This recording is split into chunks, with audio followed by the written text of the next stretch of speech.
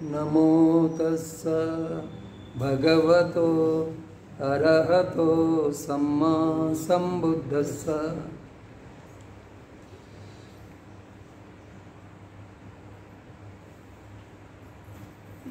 ఏ పౌర్ణమి అని చెప్పుకున్నాం ఈరోజు? శ్రావణ పౌర్ణమి. శ్రవణము అనే మాట నుంచి శ్రావణము అనేది వచ్చింది. శ్రవణము అనేది మూలము, దాని నుంచి శ్రావణము. శ్రవణము అంటే వినటం అని కదా అర్థము. శ్రవణం అంటే వినటం. సరే, శ్రవణ నక్షత్రం ఉన్నది. ఆ నక్షత్రం పేరు మీద ఈ నెలకు శ్రావణం అనే పేరు వచ్చింది. అది తిథి వార నక్షత్రాలకు సంబంధించిన విషయము.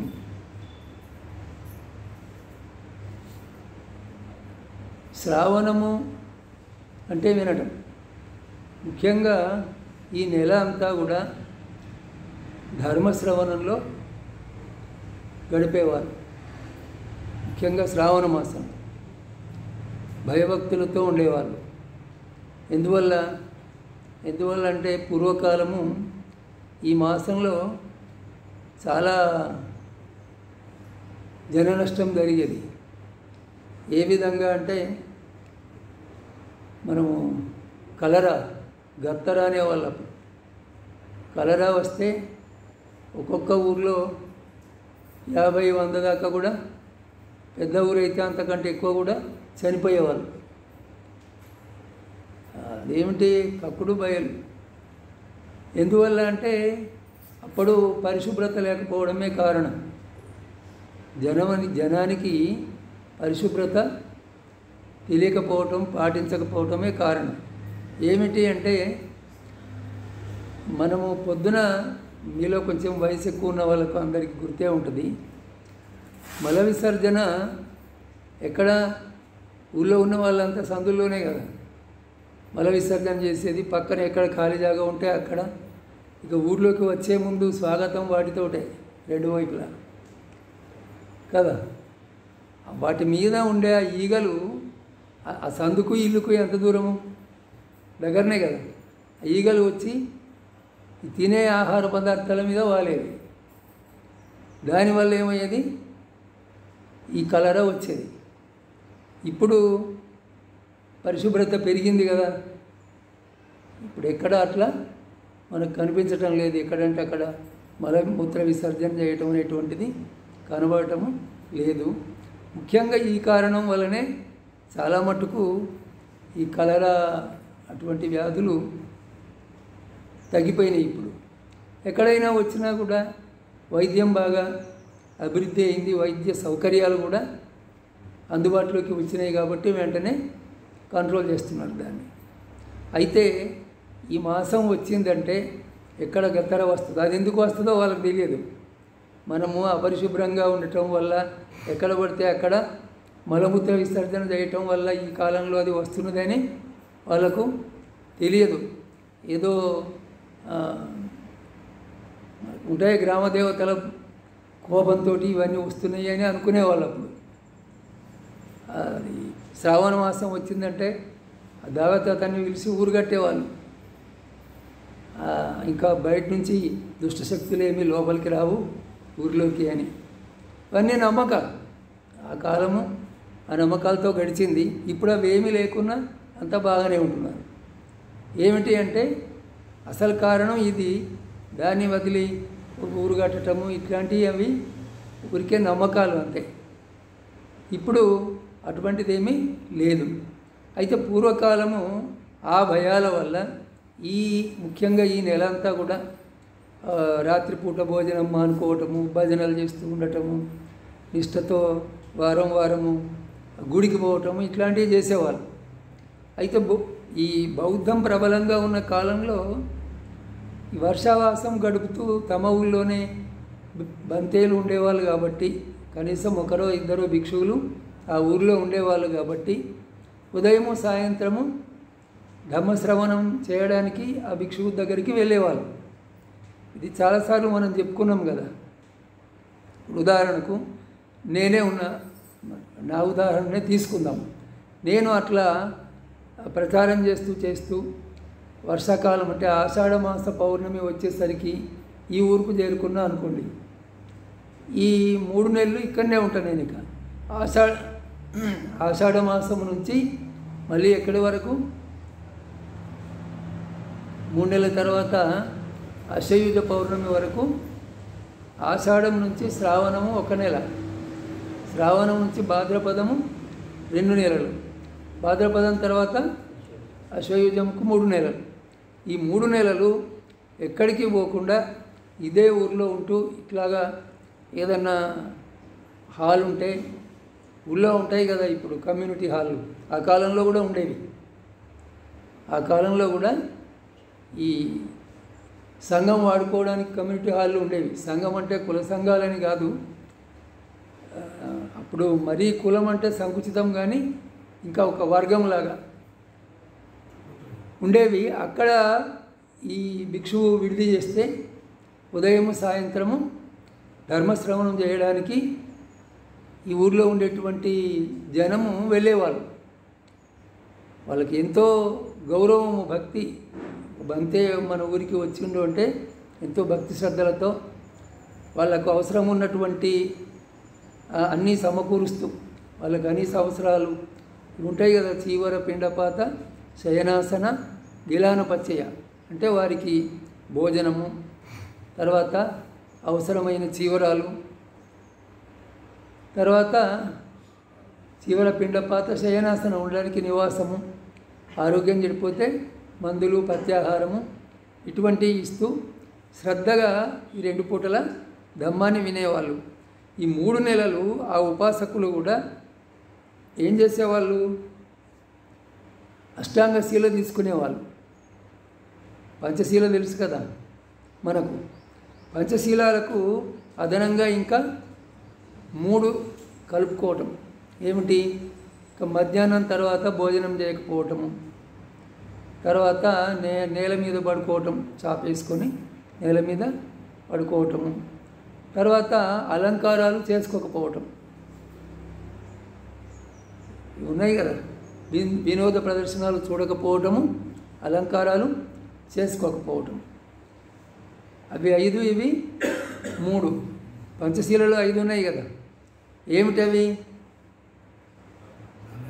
ఏ ప్రాణిని చంపవద్దు, దొంగతనము చేయవద్దు, వ్యభిచరించవద్దు, అబద్ధాలు చెప్పవద్దు, మత్తు వస్తువులు తీసుకోవద్దు.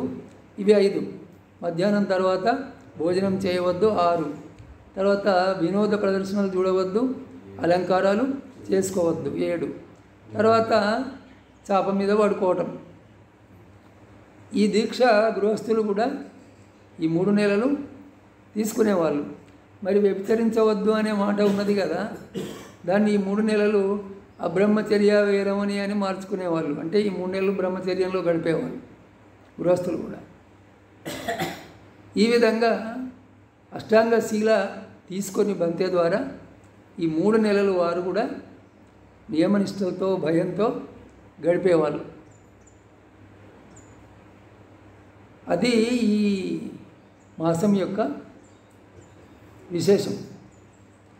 మరి మనము ఇప్పుడు ధమ్మపద పారాయణ జరుపుకున్నాం.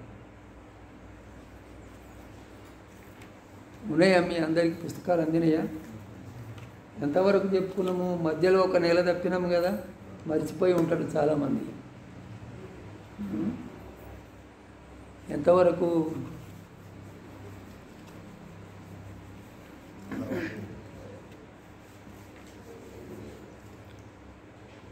ధమ్మపదంలో 5వ వర్గం పేరు బాలవర్గం.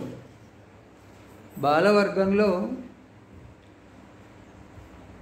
ముహూర్తం అపిచే విన్యు పండితం పైరూపాసతి అనే గాథ వరకు చెప్పుకున్నాం. 6వ గాథ బాలవర్గంలో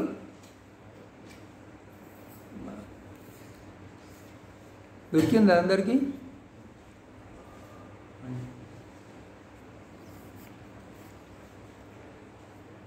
నమో తస్స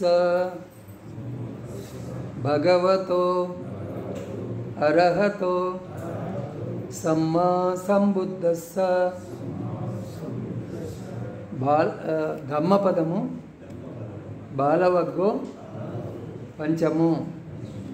ధమ్మపదము బాలవర్గము. బాలుడు అంటే ఏం చెప్పుకున్నాం ఇంతకుముందు? బాలుడు అంటే మూర్ఖుడు, అజ్ఞాని అన్నమాట, తెలియనివాడు. పిల్లవాడు వాడికి ఏం తెలుసు అంటారు కదా. బాలుడు అంటే పిల్లవాడు కదా. అంటే గడ్డాల మీసాలు వచ్చినా కూడా అజ్ఞానంతో ఉన్నవాడిని బాలుడు అనేవాళ్ళు. ఇక్కడ శరీరంలో మార్పులు రావటం కాదు, మనసులో మార్పులు రావాలి, మనసు పరిపక్వము కావాలి. అందుకని ఆ బాలుడి లక్షణాలు ఏ విధంగా ఉంటాయి, మూర్ఖుడి లక్షణాలు ఏ విధంగా ఉంటాయి అనేది ఇందులో చెప్పబడ్డది. అయితే ఇందులో మనం ఇంతకుముందు ముహూర్తం అభిచేవిన్యం పండితం పైరూపాసతి కిప్పం ధమ్మం విజానాతి జిహువా సూపర్ రసం యథ ఇంతవరకు చెప్పుకున్నాం. అయితే దీనికి అంతకు ముందరి గాథకు సంబంధం ఉన్నది. యావ జీవం పిచ్చే బాలో పండితం పైరూపాసతి నసో ధమ్మం విజానాతి దబ్బీ సూపర్ రసం యథ.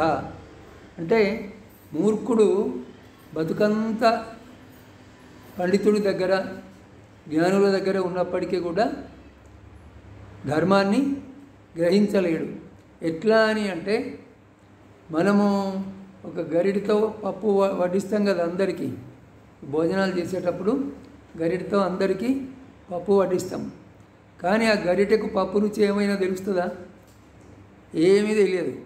అందరికీ అదే వడ్డిస్తున్నది, కానీ దానికి ఏమీ ఆ రుచి తెలియదు. ఆ విధంగా మూర్ఖుడు విద్వాంసుల దగ్గర జీవితమంతా ఉన్నప్పటికీ కూడా ధమ్మాన్ని గ్రహించలేడు. దాని విలువ అతనికి అర్థం కాదు, దాన్ని స్వీకరించడు, దాన్ని అనుసరించడు. ఇందుకు వ్యతిరేకంగా మనము భోజనం చేసేటప్పుడు ఆ పప్పు నాలుక మీద పడిన వెంటనే దాని రుచి వెంటనే తెలుస్తుంది. ఆ విధంగా విద్వాంసుడైన వాడు విజ్ఞుడు అంటే తెలిసినవాడు. పండితుని దగ్గర క్షణమాత్రం ఉన్నా కూడా ఆ ధర్మాన్ని వెంటనే అతను ఆ జ్ఞానాన్ని తెలుసుకుంటాడు అని. ఏ విధంగా అంటే ఇప్పుడు చెప్పుకున్నాం కదా, నాలుక పప్పు రుచిని తెలుసుకున్నట్టుగా. అంతవరకు ఇంతకుముందు మనము చెప్పుకున్నాం. ఆ తర్వాత ఈరోజు చెప్పుకుందాం. స్థానము రాజగృహము, వ్యక్తి సుప్రబుద్ధ పుష్టి. అయితే భగవానుడు ఈ గాథను ఎక్కడ బోధించిండు? రాజగృహ నగరంలో వేణువనంలో బోధించిండు. ఎక్కడ? వేణువనంలో. వేణు అంటే ఏమిటి? వెదురు. వేణు అంటే వెదురు. వేణు అంటే ఏమర్థం చేసుకుంటారు? ఈ సంగీతం వాడేవాళ్ళు వేణుగానం చేస్తూ ఉంటారు కదా. అంటే ఏమిటి? ఈ వేణువులు దేంతో తయారవుతాయి? వెదురుతో తయారవుతాయి, కాబట్టి దాన్ని వేణు అన్నారు. అర్థమైంది కదా. ఈ వేణువులు దేంతో తయారవుతాయి? అవి సంగీత పరికరాలు వెదురుతో తయారవుతాయి, అందుకనే దాన్ని వేణు అని అన్నారు. అయితే మగధరాజు బింబిసారుడు ఈ బుద్ధుడు సంబోధి జ్ఞానాన్ని పొందిన తర్వాత మొదటిసారి మగధ రాజ్యానికి వచ్చిండు. వచ్చిన తర్వాత మగధరాజు బింబిసారుడు ఆయనను ఆహ్వానించి తర్వాత ఆయన ద్వారా ధమ్మాన్ని విని ఈ బుద్ధుడికి భిక్షు సంఘానికి వేణువనాన్ని దానం చేస్తాడు. ఎక్కడ? ఇది రాజగృహ నగరంలో. మగధ దేశపు రాజధాని పేరేమిటి? రాజగృహ నగరము. ఇప్పటికీ బీహార్లో ఉన్నది ఆ ఊరు. రాజగిరి అంటారు దాన్ని. ఇప్పుడు ఎన్నో ఊర్లు కాలగర్భంలో కలిసిపోయినాయి, కానీ ఆ రాజగిరి అప్పటి నుంచి ఇప్పటిదాకా ఉన్నది. గయకు ఒక 70-80 కిలోమీటర్ల దూరంలో ఉంటుంది. గయకు ఆగ్నేయంలో, ఇది బుధగయకు. అయితే అక్కడ బుద్ధుడు ఆ వేణువనంలో సుప్రబుద్ధ కుష్టి అనే అతనికి ఈ గాథను బోధించింది.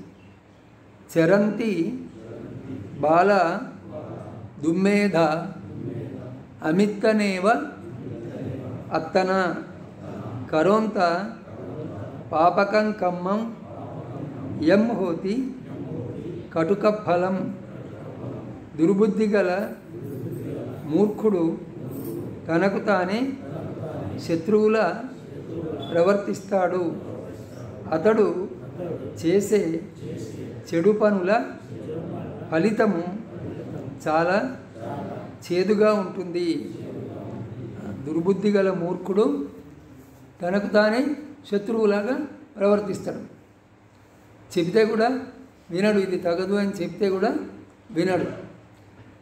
తర్వాత దాని ఫలము అనుభవించేటప్పుడు దుఃఖపడతాడు. అంతేకాదు, ఇప్పుడు పంచశీలలో మద్యపానం ఉన్నది. సరే, అవన్నీ 5 కూడా చేయకూడని పనులే కదా. ఇంతకుముందు చెప్పుకున్న అష్టాంగ శీలలో మొదటి 5 అయితే తప్పనిసరిగా చేయకూడని పనులు అవి. ఆ పనులు చేస్తాడు, కానీ దాని ఫలము అనుభవించక తప్పదు కదా. ఒక కర్మ చేసిన తర్వాత అది మంచిది కానీ చెడ్డ పని కానీ, నువ్వు మంచి పని చేస్తే కూడా దానికి ఫలితం మనకు దొరుకుతుంది, ఇప్పుడు కానీ తర్వాత కానీ దొరుకుతుంది. చెడ్డ పని చేస్తే కూడా ఫలము దొరుకుతుంది. పని చేసి ఆ ఫలం రావద్దు అంటే కుదరదు.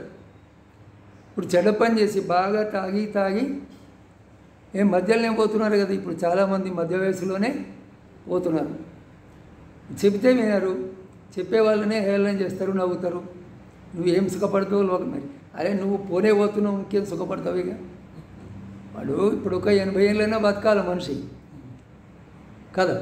100 ఏళ్ళు బతకకున్నా ఒక 80 ఏళ్ళైనా బతకాలి కదా. 50, 40, 50కే పోతున్నారు ఇప్పుడు. హార్ట్ అటాక్ రాను పోను కదా. ఇదంతా ఏంటిది? మన ఆహార విహారాలు బాగా మారిపోయినాయి, ముందరిలాగా లేవు. ముందు తాగేవాళ్ళు కాదా అని అంటే ఇట్లా తాగేవాళ్ళు కాదు. వాళ్ళు ఈ విధంగా తాగేవాళ్ళు కాదు. దానికి ఒక పరిమితి ఉండేది. అప్పుడు వాళ్ళు ఏదో ఈ ఈతకల్లో తాటికల్లో సాయంత్రం కొంచెం తాగి చప్పదాకా పడుకునేవాళ్ళు. ఇంకెవడు అంతకు మించి ఏమి చేసేవాళ్ళు కాదు. ఎవడైనా దుర్మార్గుడే, వాడు తాగుతున్నాడు అంటే అవన్నీ వాడు నల్లగలు తాగుతున్నాడట అని పెద్ద విచిత్రంగా చెప్పుకునేవాళ్ళు అప్పుడు కదా. నేను చిన్నగున్నప్పటి విషయం చెప్తున్నా మీకు. ఇప్పుడు ఇంటింటికి తాగటమే. కొంచెం ఊరి బయటకు వస్తే అన్నీ అవే సీసాలు కనబడతాయి రోడ్డు పక్కన కదా. ఆ విధంగా తాగి మధ్యలోనే పోతూ ఉన్నారు. ఇంకా ఇతర అలవాట్లు కూడా, చెడు అలవాట్లు అన్నీ కూడా మనకు చెడ్డ ఫలాన్ని ఇస్తాయి తప్ప మంచి ఫలాన్ని ఇచ్చేవి కావు. అది ఆ కోతి ఉదాహరణ చెప్పిన కదా మీకు. ఒక దగ్గర ఒక దేవాలయం నిర్మాణం పని జరుగుతూ ఉంటుంది. ఇంతకుముందు కూడా మీకు చెప్పాను నేను. జరుగుతూ ఉంటే ఆ వడ్రంగులు కలప పని చేస్తూ ఉంటారు. అయితే కొన్ని ఏం చేస్తారు, ఒక పెద్ద కలపను మధ్య దాకా కోస్తారు. కోసి వాళ్ళకి భోజనం టైం అవుతుంది, దాని మధ్యలో ఒక చిల్లని ఇరికిచ్చి ఇప్పుడు భోజనంకి పోతారు. ఇంత లోపల కోతుల మంద వస్తుంది అక్కడికి. కోతుల మంద వస్తే ఒక కోత ఏం చేస్తుంది, అటెగిరి ఇటెగిరి దానికి ఒక ఈ కట్టెలతో కడతారు కదా ఈ కోయడానికి, దాన్ని నిలపడానికి ఆ దొంగను, దాని మీకు ఎక్కుతుంది.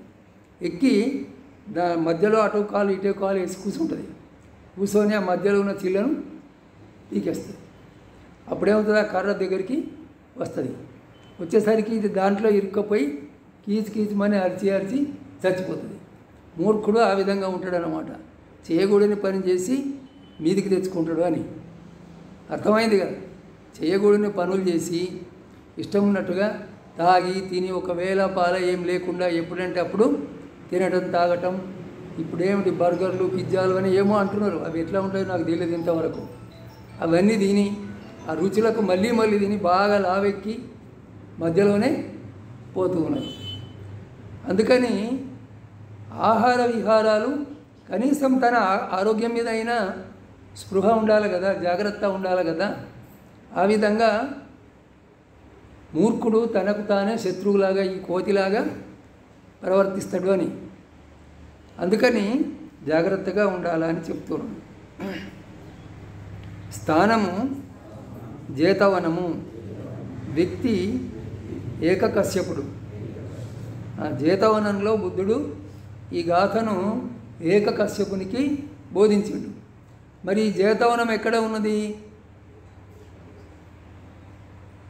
కోసల దేశపు రాజధాని శ్రావస్తి నగరం.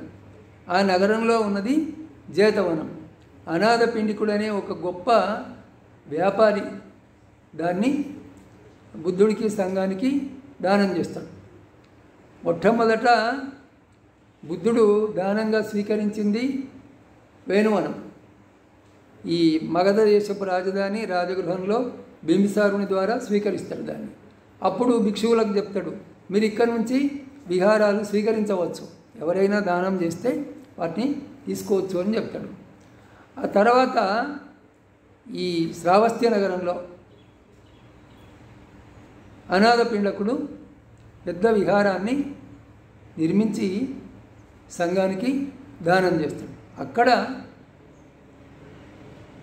సరిగ్గానే చెప్పినా నేను, శ్రావస్తి నగరంలో అది దానం చేస్తాడు. అక్కడ బుద్ధుడు ఉన్నప్పుడు ఏకకశ్యపునికి ఈ గాథను ఉపదేశించాడు. ఏమిటి? కోసల దేశపు రాజధాని ఏమిటి? శ్రావస్తి నగరం. నేను ఎందుకు అడుగుతున్నా అంటే, ఇక్కడికే వినటం పోవటం మళ్ళీ ఏమి లోపల ఏమీ ఉండదు అన్నట్టు, మళ్ళీ అడిగితే అంత ఖాళీగానే ఉంటుంది అన్నట్టు ఉండకుండా అడిగితే మీకు గుర్తుకొస్తుంది అని అడుగుతున్నా. అయితే అక్కడ ఈ గాథను బోధించిండు.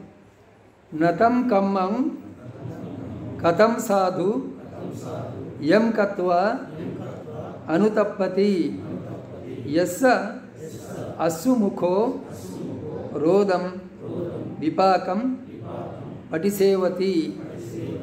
ఏ కర్మను చేయటం వలన కష్టపడతాడో, దేని ఫలాన్ని కన్నీటితో ఏడుస్తూ అనుభవించవలసి ఉంటుందో ఆ కర్మ మంచిది కాదు. ఏ కర్మను చేయటం వలన కష్టపడతాడో, వెంటనే కాకుండా దాని ఫలితం వల్ల కష్టపడతాడో, దేని ఫలితాన్ని ఏడుస్తూ కన్నీటితో అనుభవించవలసి వస్తుందో ఆ కర్మ మంచిది కాదు. ఇప్పుడు ఈ మధ్యలో అంటే నేను ఎందుకు ఏదో ప్రవచనం చెప్పడం కాకుండా కొంత మనం సమాజానికి పోల్చి చెప్తున్నాను. నేను సమాజాన్ని ఉదాహరిస్తూ చెప్తూ ఉన్నాను. మనం వార్తల్లో విన్నాం, ఓ పిల్ల, ఆమె వయసు ఎంత? 16 సంవత్సరాలు. ఎంత వయసు? ఆడపిల్ల 16 సంవత్సరాలు చదువుకుంటున్నది. ఇవాళ రేపు అందరికీ ఇవి వచ్చినాయి కదా చేతిలోకి, ఫోన్లు, ఆండ్రాయిడ్ ఫోన్లు, ఇంకా ఇంకా పెద్దవారిని ఏమంటారు, ఐఫోన్లు, ఇవన్నీ వచ్చినాయి కదా. అప్పుడు ఇంకేమి ఫేస్బుక్లు, చాటింగ్ చేయటాలు, ఎవరో పిల్లవాడితోటి చాటింగ్లు. వాళ్ళకు ప్రేమ అంటే ఏం తెలుసు? పిల్లలకు వయసు ఆకర్షణ ఒకటే ఉంటుంది.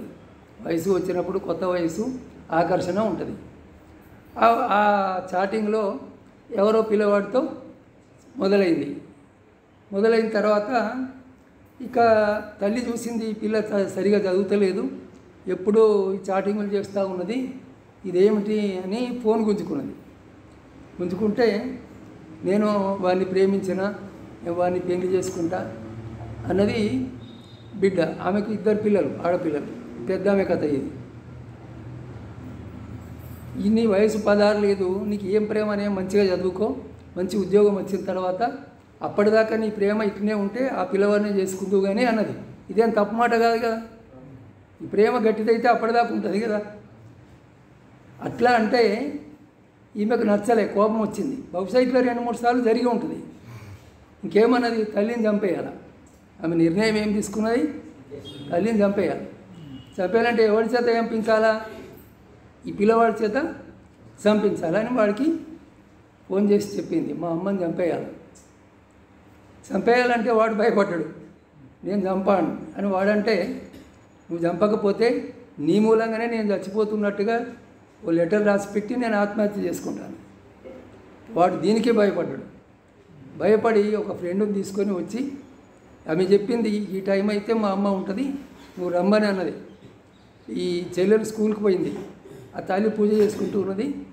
ఇద్దరు వచ్చిండ్రు. వాళ్ళు ఒకడు పైనుంచి బట్ట కప్పేసిండు, ఏం కనబడకుండా తలపై నుంచి, ఇంకొకడు గొంతు విసికిండు.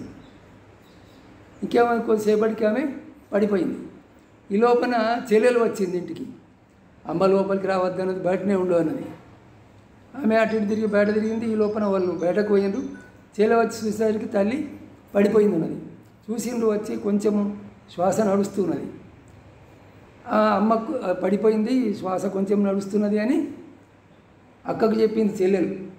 అక్క మళ్ళీ ఏం చేసింది, మా అమ్మ ఇంకా చచ్చిపోలేదు, మళ్ళీ రండి అని ఫోన్ చేసింది అలా. విన్నారా? అప్పుడు వాళ్ళు వచ్చి పూర్తిగా చంపి వెళ్ళిపోయారు. ఇగో ఇటువంటి పనులు. చదువు గాడిదలం గాయడానికి చదువు చదువుకొని ఇంతకన్నా పాత వాళ్ళే మంచిగా బతికారు కదా. వాడికి ఏ చదువు లేకుండా తల్లిదండ్రుల మీద భక్తి శ్రద్ధలతో బతికారు కదా. ఇప్పుడు ఏమైంది ఆ కుటుంబం అయితే ఆలోచించరు మీరు. తండ్రి ఎప్పుడో చచ్చిపోయిండు, తండ్రి లేడు, చచ్చిపోయిండో విడిపోయిండో మనకు తెలియదు కాదు. కానీ ఇప్పుడు ఈ పిల్ల జైలుకి పోతుంది, అంతే కదా. వాడు జైలుకి పోతాడు, వాళ్ళిద్దరు. ఈ చిన్న పిల్లకి అయితే ఏం కావాలా? ఆమెను ఎవడు చూడాలి, ఎవడు పెద్ద చేయాలి ఆమెను? ఇప్పుడు జైల్లో సుఖంగా ఉంటుందా? ఏ పని చేయటం. ఇప్పుడు ఆమె ఏం చూసుకున్నది? కామమే, ఇంకేమున్నది దానిలో? ప్రేమ ఏమున్నది, పాడేమున్నది? కామంకు ఈ ఫోన్లు చూసి గాలి అయ్యి ఆ చిన్న వయసులో తెలియక ఈ విధంగా చేయటం వల్ల దీని ఫలితాన్ని జీవితకాలం ఏడుస్తూ కన్నీటితో అనుభవించవలసి ఉంటుంది కదా. ఆమెనే కాకుండా ఆమె చెల్లెలు, ఇతరులు, బంధువులు అందరూ కూడా బాధపడతారు. అందుకని ఏ కర్మ చేయటం వలన కష్టపడతాడో, దేని ఫలాన్ని కన్నీటితో అనుభవించవలసి ఉంటుందో ఏడుస్తూ, అటువంటి కర్మ మంచిది కాదు, అటువంటి కర్మను చేయకూడదు అని బుద్ధుడు చెప్తూ ఉన్నాడు.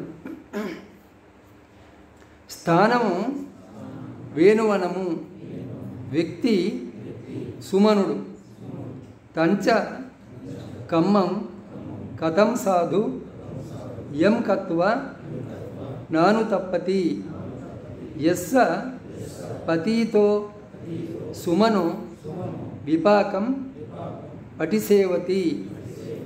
ఏ కర్మను చేయటం వలన కష్టపడడో, దేని ఫలాన్ని ప్రసన్న చిత్తంతో సంతోషంగా అనుభవిస్తాడో ఆ కర్మ మంచిది.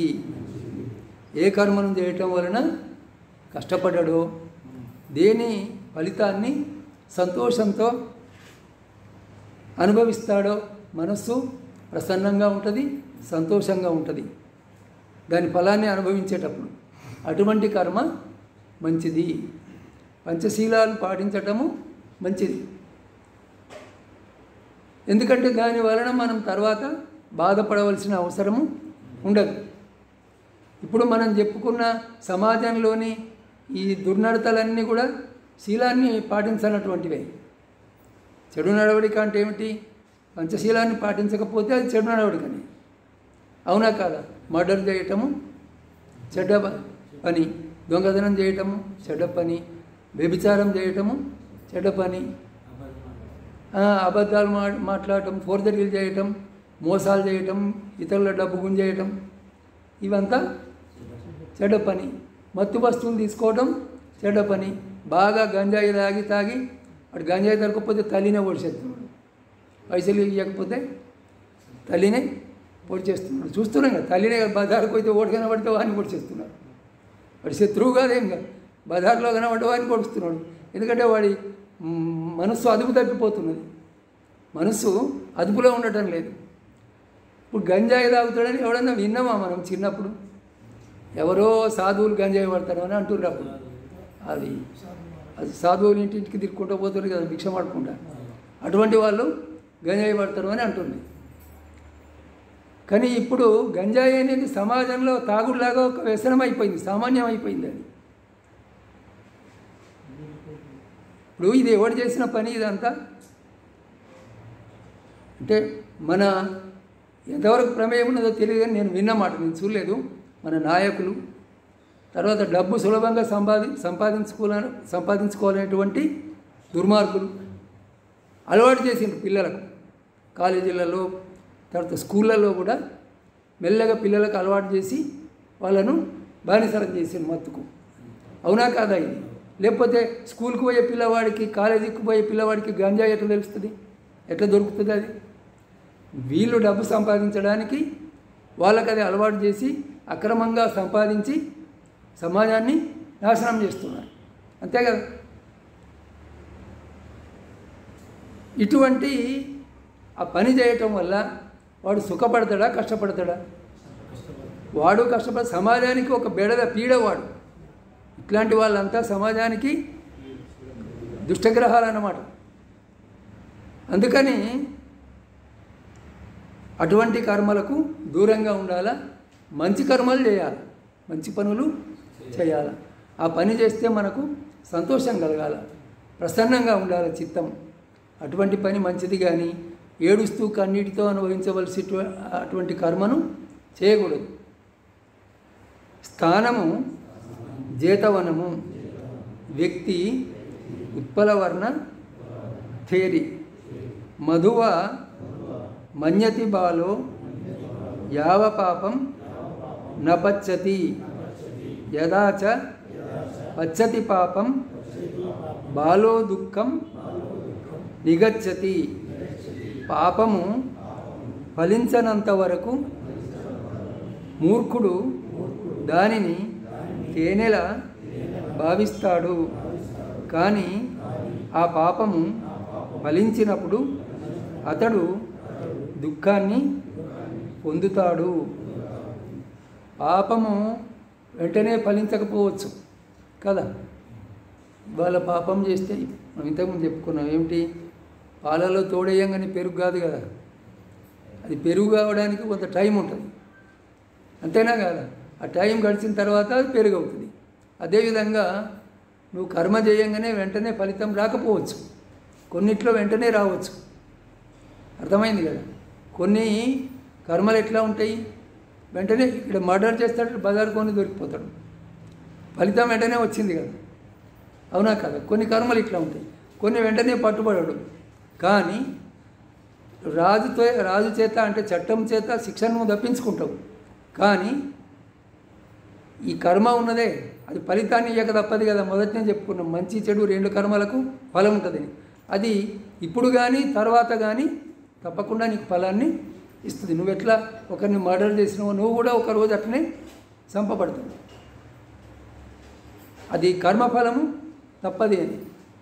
అందుకని ఈ మూర్ఖుడు ఏమనుకుంటాడు, నేను విచారం చేస్తున్నా, నాకేమైందిరా, నేను దొంగతనం చేసి పెద్ద బిల్డింగ్ కట్టినా, నాకేమైంది, ఏమో పాపం చేస్తే ఇట్లా అట్లా అని చెప్తారు. ఏమవుతుంది పాపం చేస్తే? ఏం కాదు అని అంటాడు. ఎంతవరకు అంటాడు? ఎంతవరకు దాని ఫలం రాదో అంతవరకు అంటాడు. చూస్తున్నాం కదా ఇప్పుడు పెద్ద పెద్ద ఇవన్నీ. ఎందుకు నాకు మళ్ళీ రాజకీయాలకు పోతుంది, ఉదాహరణ చెప్దామని. అది బాగుండదేమో అని ఒకవైపు మళ్ళీ నాకే అనిపిస్తున్నది. ఇప్పుడు ఓ పెద్ద నాయకుడు, పేర్లు ఎందుకు కానీ, కర్ణాటకలో మనం ఈ మధ్య చదివినాం. ఎంత పెద్ద నాయకుడు అయితే ఏమి, చివరికి వాడిని కోర్టు ఏం చెప్పింది, సత్యదాకా వాడు జైల్లో ఉండాలని తీర్పు చెప్పింది. మళ్ళీ 15 ఏళ్ళు కాదు, జీవిత ఖైదు అంటే 15 ఏళ్ళకు విడుదల చేయటం కాదు, వాడు ప్రాణం పోయేదాకా జైల్లోనే ఉండాలి. వాడు ఏమనుకున్నాడు, సాగినంత కాలం నేను సుఖపడుతున్నా, నాకు ఎవడడ్డం అనుకున్నాడు. అంతే కదా. తేనెలాగా అనుకున్నాడు వాడు. ఇది తేనెలాగా ఉన్నది. మధువ మన్యతి పాపం యావ పాపం నా పచ్చతి. ఎంతదాకా అయితే అది ఫలించదో అంతదాకా దాన్ని తేనెలాగా తీయగా ఉన్నది అని అనుకుంటాడు. కానీ యదాచ పచ్చతి పాపం బాలో దుఃఖం నిగచ్చతి. ఆ పాపం ఫలించినప్పుడు ఈ మూర్ఖుడు దుఃఖపడతాడు, దుఃఖాన్ని పొందుతాడు అని. అందుకని ఈ పాపపు పనులు చేయకూడదు అని. ఇప్పుడు తేనె పూసిన కత్తి అంటారు చూడండి, ఈ పాపపు పనులన్నీ అటువంటివి అని. ఈ తేనె పూసిన కత్తి తీయగా ఉన్నదని నాకితే నాలుక అయిపోతుంది. అది లోపల వాడిగా ఉన్నది కదా కత్తి, పైన తేనె ఉన్నదని నాకితే ఏమవుతుంది, నాలుక తెగిపడుతుంది. ఆ విధంగా చెడ్డ పనులు చేస్తే ఏమవుతుంది, దాని ఫలము దుఃఖాన్ని కలిగిస్తుంది. స్థానము రాజగృహము, వ్యక్తి జంబుక ఆజీవకుడు. రాజగృహ నగరంలో జంబుకుడు అనే ఆజీవక సంప్రదాయం ఒకటి ఉండేది ఆ రోజుల్లో. బౌద్ధ సంప్రదాయం ఎట్లనో బుద్ధుడి యొక్క సంప్రదాయం, ఆజీవకుల సంప్రదాయం ఉండేది. వాళ్ళు నగ్నంగా ఉంటారు. ఇప్పుడు దిగంబర జైన్లు ఉంటారు కదా, ఆ విధంగా వాళ్ళు నగ్నంగా ఉండేవాళ్ళు. ఆ ఆజీవకునికి బుద్ధుడు ఈ గాథను ఉపదేశించాడు. మాసే మాసే కుసగ్గేన బాలో ఉంజయ్య భోజనం నసో సంఖాత దమ్మానం కలం అగ్గతి సోలసిం. మూర్ఖుడు ఒక్కొక్క నెల గరికపోచ కొస ప్రమాణంతో భోజనము చేయవచ్చును, కానీ అది ధర్మాన్ని తెలిసిన వారి అంతరానందంలో 16వ వంతు కూడా కాదు. ఇది ఒక మూర్ఖుడు అంటే ఇక్కడ కఠిన తపస్సులు చేసేవారి విషయం అని చెప్పుకోవచ్చు. ఇప్పుడు ఒక్కొక్క నెల గరికపోచ కొస ప్రమాణంతో భోజనం చేయవచ్చు. అంటే ఈ నెలంతా గరికపోస ఎంత ఉంటుంది, దాంతో తీస్తే ఎంత వస్తుంది ఆహారం? ఒక మెతుకు అనుకుందాం పోని. ఒక్కొక్క మెతుకు దీని ఉండి నేను గొప్ప తపస్సు చేస్తున్నా అని అనుకుంటాడు కదా. బుద్ధుడు కూడా ఈ తపస్సులన్నీ చేసి ఇవి నిష్ప్రయోజనమని గ్రహించి వాటిని వదిలిపెట్టాడు. మరి అటువంటి వాడు మితాహారం తీసుకుంటూ ధ్యానం చేసుకునేవాడు పొందే ఆనందంలో 1000వ వంతు కూడా 16వ వంతు కూడా పొందడు అని చెప్తున్నాడు. స్థానము రాజగృహము, వ్యక్తి అహిపేతుడు. నహి పాపం కథం కమ్మం సజ్జుఖీరంవ ముచ్చతి దహంతం బాలమన్వేతి భస్మచ్చన్నోవ పావకో. పాలు వెంటనే పెరుగు కానట్లుగా చేసిన పాపము వెంటనే ఫలించదు. అది నివురుగప్పిన నిప్పుల మూర్ఖుని వెంబడిస్తుంది. నహి పాపం కథంకమ్మం సజ్జుకీరంవ ముచ్చతి. అదే ఇప్పుడు చెప్పుకున్నట్టే ఉదాహరణ చెప్పుకున్నాం కదా. పాలు వెంటనే పెరుగుగానట్లుగా చేసిన పాపం వెంటనే ఫలించదు. అది నివురుగప్పిన నిప్పుల మూర్ఖుని వెంబడిస్తుంది. ఇప్పుడు మనము వంట చేసిన తర్వాత పొయ్యిలో నిప్పులు ఎట్లా ఉంటాయి? బూడిద గప్పి ఉంటాయి కదా. వంట చేసి కొద్దిసేపటికి ఏమవుద్ది? అవి ఎర్రగా మండుతూ ఉంటాయా? ఉండయి. కాలినప్పుడు ఎర్రగా మండుతూ ఉంటాయి, కొద్దిసేపటికి పైన బూడిద వస్తుంది. అంత మాత్రాన అందులో వేడి లేదు అని కాదు, నిప్పులు లేవు అని కాదు. అడుగు పెడితే కాలుస్తుంది, బొబ్బలు వస్తాయి కదా. మూర్ఖుడు ఏమనుకుంటాడు? పాపం చేసి ఏమన్నా ఎర్రగా ఏం కనబడతలేదు కదా, కనకన ఏం మండుతలేదు అనుకుంటాడు. కానీ మీద నివురు కప్పిందే చూస్తున్నాడు, అడుక్కేమున్నది వాడికి తెలియటం లేదు. ఆ విధంగా చేసిన పాపము పైన అప్పుడు మనకు ఫలితం కనబడకున్నా ఆ నిప్పు మీద ఊదినప్పుడు మళ్ళీ ఎర్రగా కనిపిస్తాయి కదా, ఆ నిప్పులు కనిపిస్తాయా లేదా? ఆ విధంగా కాలం గడిచిన తర్వాత అది ఫలించే సమయం వచ్చినప్పుడు తప్పకుండా వేడి బయటపడుతుంది, వాడిని కాలుస్తుంది. పాలు ఏ విధంగా కొంత సమయం తర్వాత పెరుగవుతున్నాయో ఆ విధంగా చేసిన పాపము ఈ జన్మలోనూ తర్వాత జన్మలోనూ ఫలిస్తుంది తప్పనిసరిగా. అందుకని ఈ లోకము దేని ఆధారంగా నడుస్తున్నది అని అంటే ఈశ్వరవాదులు ఏమంటారు? దేవుడు నడిపిస్తున్నాడు ఈ ప్రపంచమునంతా, దేవుడే సుఖము దుఃఖము అన్నీ కలిగిస్తుందో అని చెప్తూ ఉంటారు. అయితే మరి ఈ వ్యభిచారం కూడా దేవుడే చేపిస్తున్నాడు, మద్యపానం కూడా దేవుడే చేపిస్తున్నాడు, మంచి పనులు కూడా దేవుడే చేపిస్తున్నాడు. అన్ని దేవుడే నడిపితే నువ్వేం చేస్తున్నావు మరి? నువ్వేమీ చేయి, మరి ఫలం నువ్వు ఎట్లా అనుభవిస్తావు? దేవుడే అనుభవించాలి కదా ఫలం కూడా. అన్నీ దేవుడే చేయిస్తే ఫలితం కూడా దేవుడికే చెందాలి. కానీ బుద్ధుడు ఏమన్నాడు? కర్మనే ఈ లోకాన్ని నడుపుతున్నది అని అన్నాడు. ఇప్పుడు దేవుడే చేయిస్తే దేవుడు కొందరికి చేత మంచి ఎందుకు చేయిస్తున్నాడు, కొందరి చేత చెడు ఎందుకు చేయిస్తున్నాడు? దేవుడికి ఏం పక్షపాతం? కొందరికి సుఖం ఎందుకు ఇస్తున్నాడు, కొందరికి దుఃఖం ఎందుకు ఇస్తున్నాడు? కొందరికి ధనం ఎందుకు ఇస్తున్నాడు, కొందరికి దరిద్రం ఎందుకు ఇస్తున్నాడు? దేవుడికి ఏం పక్షపాతము అంటే ఈశ్వరవాదులు కూడా ఏం సమాధానం చెప్తున్నారు? దేవుడు కేవలం ఫలం ఇస్తాడు అంతే. నువ్వు చేసే మంచి చెడు కర్మల వల్లనే ఆ దేవుడు నీకు మంచి ఫలితం చెడు ఫలితం ఇస్తున్నాడు అంటారు. మనమేమంటామంటే కర్మ చేసిన తర్వాత దాని ఫలం నీకు వస్తుంది. దేవుడు కర్మ ఇచ్చే అవసరమేం లేదు, ఫలం ఇచ్చే అవసరమేం లేదు. ఆటోమేటిక్గా నువ్వు కర్మ చేసినప్పుడే దాని ఫలము నిర్ణయం అయిపోయింది. ఇప్పుడు నువ్వు నిప్పుల మీద అడిగేసినవు, కాలింది, అది ప్రకృతి యొక్క ధర్మం. ఆ కాల్చడానికి దేవుడు ఒకడు అవసరం లేదు. మళ్ళీ అక్కడ నువ్వు నిప్పుల మీద అడుగుపెట్టి మళ్ళీ నీకు కాల్చి బొబ్బలు తేవడానికి దేవుడు ఒకడు అవసరం లేదు. ముళ్ళు మీద అడుగుపెట్టి అది కూర్చిన తర్వాత రక్తం కారడానికి నొప్పి రావడానికి దేవుడు ఒకడు అవసరం లేదు. అది ప్రకృతి సూత్రం. అదేవిధంగా ఇక్కడ కూడా నువ్వు కర్మ చేసినప్పుడు దానికి ఆ కర్మను బట్టి సుఖమో దుఃఖమో కలుగుతుంది. ప్రకృతి సూత్రం అన్నమాట. అందుకని బుద్ధుడేమన్నాడు? ఈ కర్మనే లోకాన్ని నడుపుతున్నదే అన్నాడు. రథచక్రాలు ఇరుసును ఆశ్రయించుకొని తిరుగుతాయి కదా, ఇరుసు లేకుండా చక్రం తిరుగుతుందా? తిరగదు కదా. అట్లా ఈ లోకమంతా కూడా కర్మను ఆశ్రయించుకొని పనిచేస్తున్నది అన్నాడు. కర్మ ఆధారంగానే పనిచేస్తున్నది. అది గుర్తుంచుకోండి. దేవుడు ముఖ్యం కాదు. ఏం ముఖ్యం ఇక్కడ? అరే దేవుడు ముఖ్యం అనుకొని నైతిక ప్రవర్తన అంతా నాశనమైంది దేశంలో. నువ్వు పాపాలు చేయు, బ్రాహ్మడు వచ్చి యజ్ఞం చేపిస్తాడు, పూజలు చేపిస్తాడు, పాప పరిహారం అయిపోతుంది.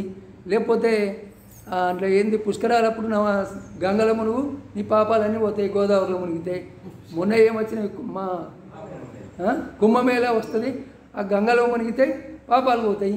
మరి నువ్వు ఎన్ని పాపాలన్నా చేయొచ్చు. ఇక మళ్ళీ గంగలో మునిగితే అన్నీ పోతాయి. లేకపోతే ఏదైనా వ్రతము నోములు అన్నీ చెప్తారు కదా.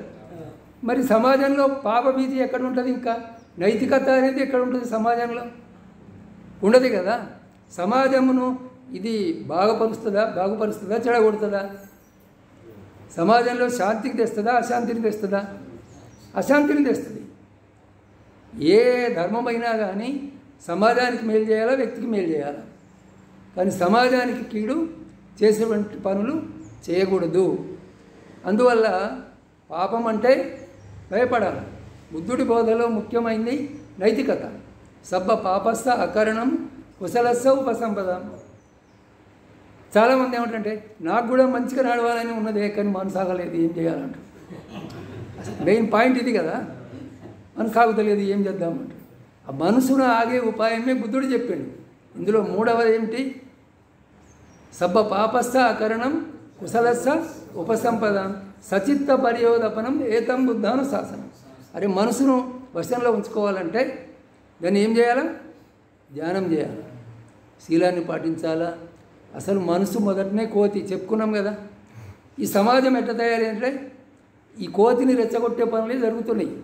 పాముతో చెలగాటం ఆడేటట్టుగా యువకుల్ని వృద్ధుల్ని అందరినీ చెడగొడుతున్నాయి.